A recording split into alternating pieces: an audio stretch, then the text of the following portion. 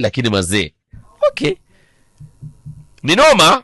Kuna watu wanaumia hapa nje bro. Dhawazi msikizaji, wakati ambapo anatafuta daktari, make sure kwamba unaingia katika tarakilishi kwako boss wangu hapa kwetu. Make sure unapiga *452# *452# na kopesi. Cheza kama wewe.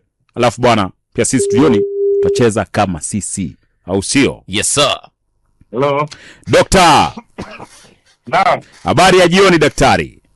Habari ya jioni nzuri sana, sijui nyinyi huko Nairobi mnaopigwa na baridi ya kitasa. Nasikia wa Mombasa pia saizi mnachapwa. Mvua inanyesha sijui.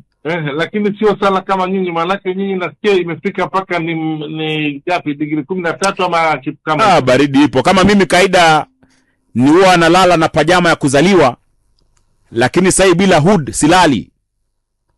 Basi itakuwa ni vizuri sana pia isiwe ni sababu ya kutoka kwenda kutafuta vichangudoa. Uzuri daktari na kupendea hivyo tu. Unamjua Bili sana.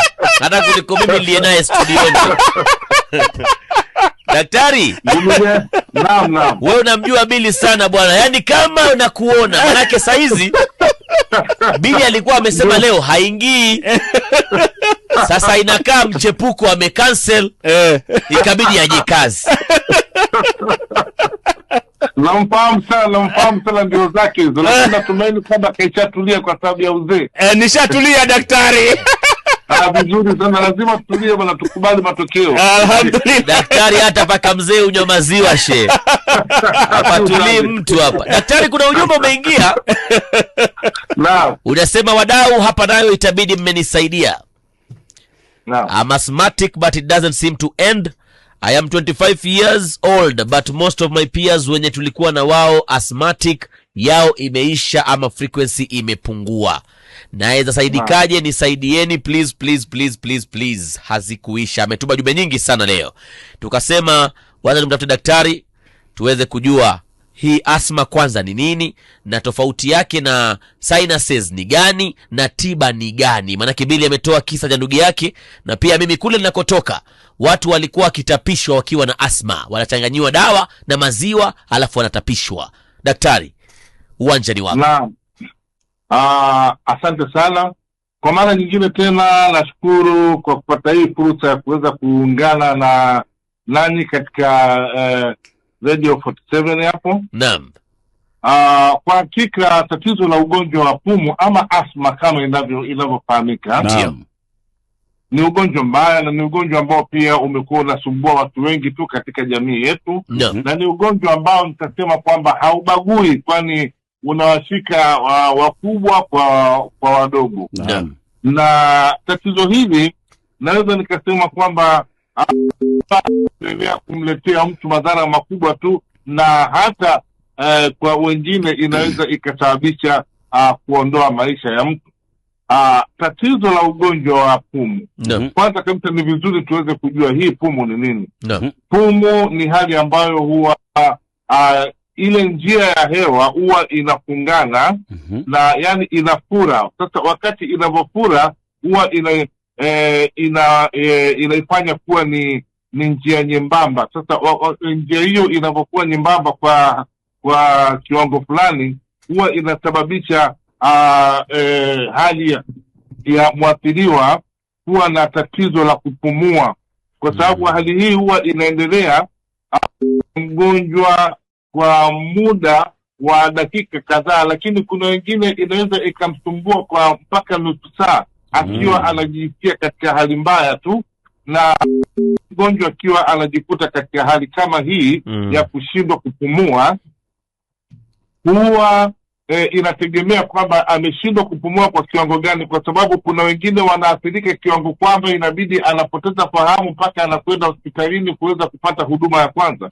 Kwa hivyo tatizo hili ni tatizo ambalo huwa linakuja na impact, inategemea na mtu. Ninavyosema kwamba inategemea na mtu ni kwamba kuna watu wengine ambao tatizo hili kwao linaweza kuwa kama ni minor problem, yani tatizo dogo tu, kwamba labda inamsumbua kwa kiwango kidogo na basi, lakini anaweza kuendelea na shughuli zake za kawaida kama kawaida. Lakini sasa kuna wengine kwamba wakati inamshika kwa kishindo kikubwa na kumletea hali yake kuwa ni hatari, kwa sababu ile breathing problem yani anapata ile difficult breathing kwa kiwango kikubwa sana. Naam. Kiwango kwamba inakuwa ni kama inakwenda kublock kabisa. Kwa hivyo huwa inaleta madhara makubwa sana kwa mwathiriwa. Hali hii mbali na kuleta hayo matatizo ya kupumua, pia huwa inasababisha uchungu katika kifua, na wakati mwingi utapata mgonjwa huwa anakuwa na hali kama ya kutoa sauti ya wheezing, ile sauti ya Sasa wakati mgonjwa akiwa amefikia katika hali kama hiyo, basi unajua kwamba tatizo linakuwa limetoka. Maanake ni vyema tuweze kujua kwamba asthma inaanza kama allergy, bronchitis, bronchasthma into asthma.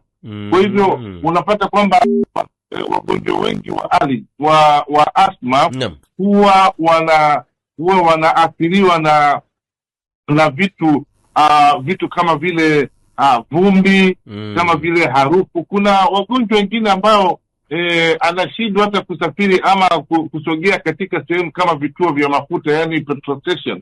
Maanake akisikia tu harufu kama hiyo, basi itamletea matatizo makubwa sana. Daktari, sasa hiyo inamaanisha kwa tunapoizungumzia hii asma, umeeleza kwa uzuri asma ni nini mpaka kufikia hapo. Kuna wale ambao wanakuaga na ile eczema ambayo ni asma ya ngozi na kuna wale wanakuaga na respiratory. Ni nini ambacho huchangia hizi allergies mpaka mtu iwe anajua nikifika mahali kuna vumbi either nitapandwa na asma, ama kama kuna jasho, ama kuna wengine mpaka wana react kwa marashi? Kwanza kabisa, ni vizuri tuweze kujua kwamba matatizo kama cold ama flu huwa ni moja kati ya sababu zinazotrigger kwa kiwango kikubwa tu.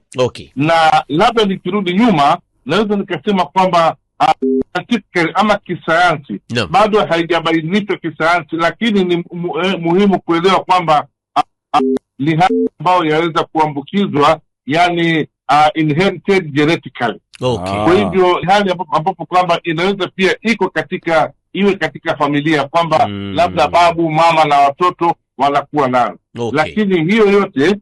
Lakini hiyo haimaanishi kwamba watu hawawezi kupata tiba. Kwa mfano, ninapozungumzia kwamba hawawezi kupata, yani watu wanaweza wakapata matibabu, ni kwamba katika upande wa dawa za mitishamba tumejitahidi pakubwa sana kuweza kutafuta tiba ambayo inawasaidia watu kama hawa.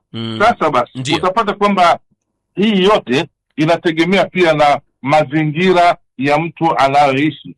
Kuna watu ambao wanaishi katika mazingira ambayo hayawafai kutokana na hali ilivyo. Kwa mfano kama mazingira ya viwanda, mazingira ya viwanda huwa yanatoa hewa ambayo inaweza ikamdhuru pakubwa tu mgonjwa ambaye anaathiriwa na tatizo la asthma. Na watu kama hawa pia huwa wanahitaji special care pale nyumbani, kwa sababu kuna shughuli zingine ambazo hawafai kupatiwa. Kwa mfano kama ni kule manyumbani, sio watu wengi ambao wanatumia majiko ya gesi ama majiko ya stima. Wengi wanatumia makaa ama kuni. Kwa hivyo mgonjwa kama huyu unavompatia jukumu la kwenda kuwasha makaa ama kuni, ule moshi unaweza kumwathiri kwa kiwango kikubwa. Kwa hivyo hii yote huwa inategemea na mazingira na pia mtu mwenyewe maumbile yake, kwa sababu utapata kama nilivyosema, kuna wale ambao inawaafekti kwa kiwango kidogo na kuna wale ambao inawaangusha chini. Lakini hawa wote wanahitaji kupata tiba ambayo inakwenda kumaliza ugonjwa wa asthma. Na vile vile pia dawa ya kutibu ugonjwa wa asthma lazima iambatane na allergy. Maanake kumbuka kwamba kitu ambacho kinachotrigger hawa ugonjwa ni allergy. Na hii allergy, kuna mgonjwa mwingine ambaye atashindwa kuelewa kwamba ni allergy gani ambayo inatrigger, kwa sababu kuna mwingine hata jasho la mtu linamletea matatizo. Kwa hivyo unaweza kuta kwamba labda akisafiri yeye anaanza kusingizia kwamba ni harufu ya petroli, lakini kumbe ni jasho la wale abiria wenzake ndani. Wengine daktari wengine naona pia wakikaa karibu na mbwa, yale manyoya yale.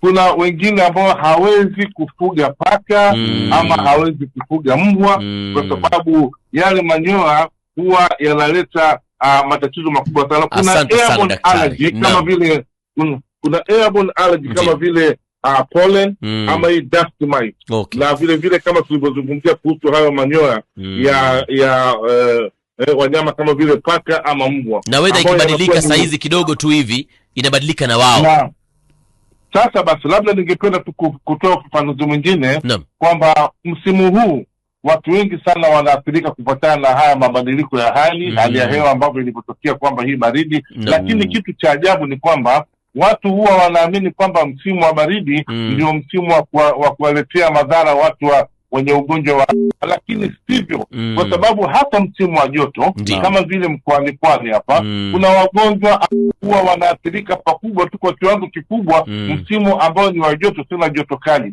Kwa hivyo hii yote inategemea na allergy vile ambavyo inavyotrigger mwili wa mtu. Kwa hivyo masuala ya hali ya hewa hiyo ni jambo lingine la ziada tu, lakini allergy huwa inakuwa ni chanzo kikubwa sana, na ndio maana matibabu yake, kwa mfano hapa Makinde hapo clinic tumejaribu sana kufanya research ya hali juu na tumeweza kufaulu pakubwa sana kuwasaidia wagonjwa wenye matatizo kama haya, na wanaweza kupata afueni kubwa na hatimaye hata kupona na kuenjoy maisha yao bila kuwa na matatizo. Bwana, asante sana daktari, always coming through for us this beautiful evening. Bwana, shukrani sana. Asante sana. Kwa wale wote ambao wangehitaji kupata huduma zangu wanaweza kanipigia simu kwa nambari 0722 522 994 0722 522 994.